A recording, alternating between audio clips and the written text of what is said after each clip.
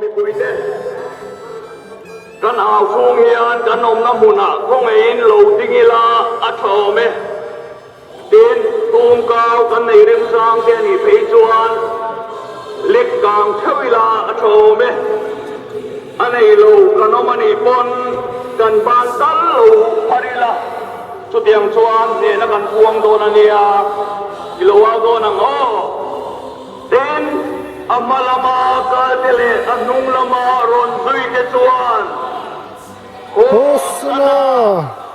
lalpa mingalo kansu pakin Umro se Ramlo keng tur kan pa Davidan soy moi umro se berakian Hosana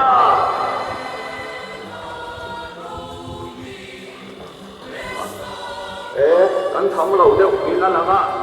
ao liền ho kan in ring em ho mi pui te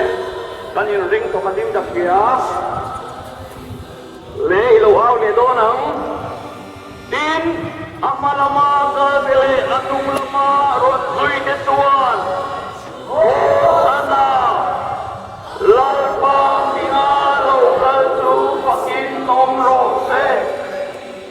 ram lo ten tu kan pa da vidaram tu soy moi nom ro se tu tera kian Hosana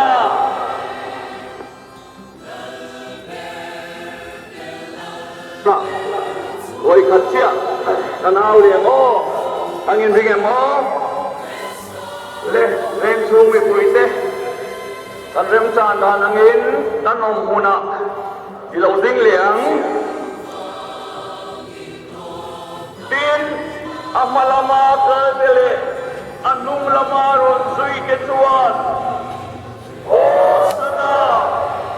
lalpa mingalo kalsu pakin om ro se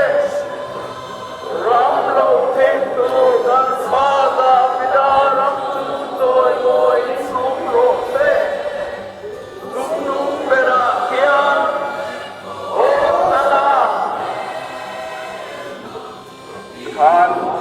kan ao chu kan du tong di mai do ya Pak Sande, Manduo, Vet Ole,